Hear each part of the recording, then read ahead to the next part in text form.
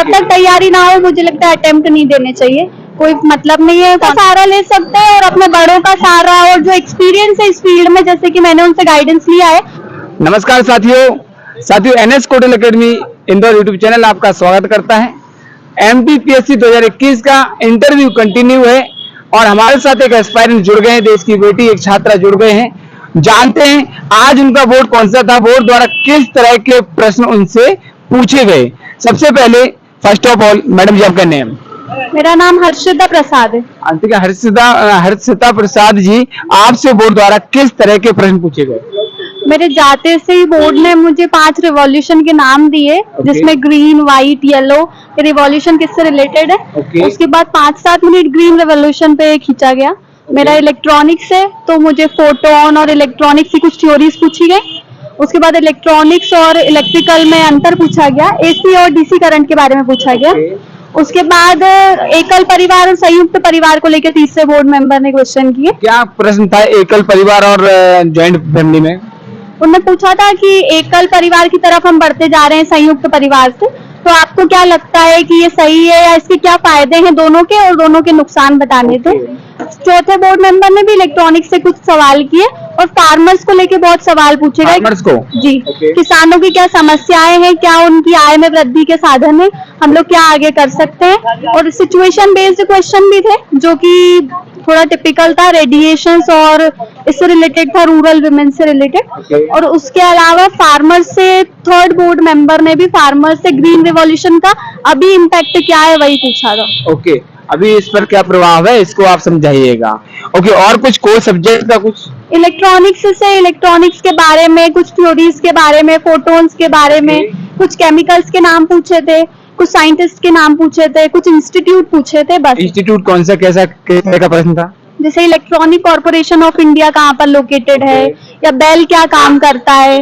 और एक करंट की न्यूज थी शेंगेन से रिलेटेड, तो शेंगेन समझौता क्या है वो पूछा गया था। करंट से एक ही क्वेश्चन था। और कुछ रिमाइंड कर पा रहे हो? नहीं, इसके अलावा कुछ नहीं। आपका इंटरव्यू कितने मिनट तक चला? 17 से 18 मिनट तक। ओके, 17 से 18 मिनट तक। अब कैसा लग रहा है आपको इंटरव्यू देने के बाद? आप बाहर जैसे खड़े हुए इंटरव्यू दे रहे हैं, तो आपको कैसा लग रहा है आज का इंटरव्यू? कैसा? अच्छा लग रहा है, मुझे लगता है मैंने अच्छे से जवाब दिए हैं, और जहाँ मुझे नहीं आता था वहाँ मैंने सॉरी बोला। मुझे लगता है वो मेरे से खुश भी हैं। तो सब लोग हंस रहे थे, अच्छा माहौल था, मुझे लगता है मेरा इंटरव्यू अच्छा रहा। आपने अभी तक कितने इंटरव्यू दिए? ये मेरा पहला इंटरव्यू था। मेंस कितनी बार दिया? मैंने ये पहला मेंस है, मैंने 22 और 23 का भी दिया है। ओके, तो आपने किस पद के लिए प्राथमिकता दी है? Deputy collector. डेप्यूटी कलेक्टर के लिए। आप देखिए, पहला इंटरव्यू है आपका। अब जैसे जो 12th पास स्टूडेंट हैं, ग्रेजुएशन के बाद जो एमपीपीएससी सिविल सर्विसेज में जाना चाहते हैं, आपका उनके लिए संदेश क्या रहेगा? वो सोचते हैं क्या स्ट्रेटजी, क्या रणनीति रहे और किस तरह से तैयारी करें ताकि वो भी फर्स्ट इंटरव्यू में क्वालिफाई हो पाए? अभी अगर ग्रेजुएशन में या 12th पास आउट है तो अपने स्तर पे तैयारी शुरू करना चाहिए। बाद में जब आपकी एज हो जाए तो आप किसी कोचिंग इंस्टीट्यूट का सहारा ले सकते हैं ताकि आपको प्रॉपर गाइडेंस मिल जाए। जब तक तैयारी ना हो मुझे लगता है अटेम्प्ट नहीं देने चाहिए, कोई मतलब नहीं है, कॉन्फिडेंस लूज होता है। इसलिए ये मेरा पहला अटेम्प्ट था, मेरा पहला इंटरव्यू है। सब बढ़िया है। मैडम, सेल्फ स्टडी करनी चाहिए क्या कोचिंग के माध्यम से, या किस माध्यम से? आप क्या कहना चाहिए?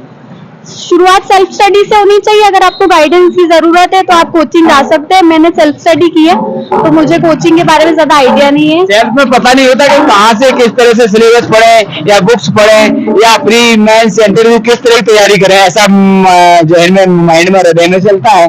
कोचिंग्स का सहारा ले सकते हैं और अपने बड़ों का सहारा और जो एक्सपीरियंस है इस फील्ड में, जैसे कि मैंने उनसे गाइडेंस लिया है जिन्होंने पहले एग्जाम दिए, तो मुझे उससे फायदा मिल गया। सिलेक्टेड है ऑलरेडी उनसे? जी जी। ओके, तो मैडम आपने किस पद के लिए प्राथमिकता दी बन सकी? Deputy collector. Deputy collector. Second DSP मैंने दिया नहीं है हाइट की वजह से। जी, मैंने सीएमओ सी दिया है।